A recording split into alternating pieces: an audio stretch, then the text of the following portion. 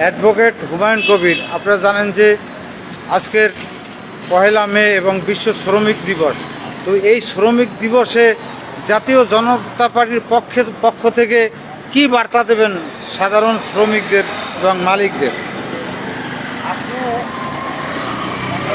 আপনি জানেন আমাদের জাতীয় জনতা পার্টি 1976 সালে প্রতিষ্ঠিত মুক্তিযুদ্ধের প্রধান সভাপতি এমএজি ওসমানী এই জাতীয় জনতা পার্টি প্রতিষ্ঠা করে গেছে। এমএজি ওসমানী ছিল খাঁটি বাঙালি, মেহনতি মানুষের জন্য সবসময় তার প্রাণ কাঁদছে এবং সেই একমাত্র বাঙালিদের জন্য নিজের মুখ কেটে দিয়েছে। স্বাধীনতা যুদ্ধের সময় সে সমস্ত মুক্তিযোদ্ধাদের নেতৃত্ব দিয়েছিল। আপনাদের জানা আছে এই স্বাধীনতা যুদ্ধের সময় যে অগ্রণী ভূমিকা পালন করেছিল, আমাদের প্রতিষ্ঠা করেছে জাতীয় জনতা পার্টি এমএজি ওসমানী সাহেব। সে আমাদেরকে একটা ভবন দিয়ে গেছে, গণতন্ত্রের রূপরেখা দিয়ে গেছে। আমরা সেই গণতন্ত্রের রূপরেখা অনুযায়ী এ পর্যন্ত এগিয়ে যাচ্ছি এবং সারা বিশ্বের শ্রমিকদের প্রতি জেনারেল এমএজি ওসমানী যে বার্তা দিয়ে গেছে সে বার্তা অনুসরণ করে আমরা আগাচ্ছি।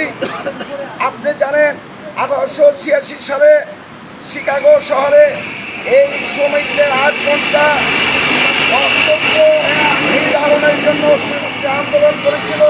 সেখানে পুলিশের মধ্যে অসংখ্য মানুষ অসংখ্য শ্রমিক দিয়েছিল। সে কারণে সারা বিশ্বে এই কারণে এই পক্ষে এই দিবসটি পালিত করা হয়।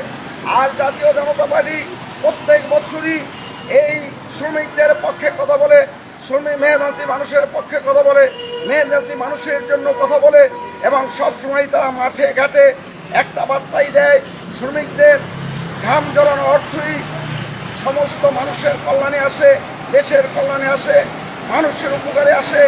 সুতরাং জাতীয় জনতা পার্টি সারা জীবন এবং জাতীয় জনতা পার্টি সারা বিশ্বের কাছে এই বার্তা পৌঁছবে যে শ্রমিকদের হিস্সা যাতে শ্রমিকরা সঠিকভাবে পায়। এখনও দেখা যায় বাংলাদেশের অনেক গার্মেন্টস ফ্যাক্টরি সহ শ্রমিকদের ন্যায্য পাওনা দিচ্ছে না। শ্রমিকরা মাঠে আন্দোলন করে যাচ্ছে, শ্রমিকরা তাদের বাসা ভাড়া দিতে পারে না, খোরাক জোগাতে পারে না।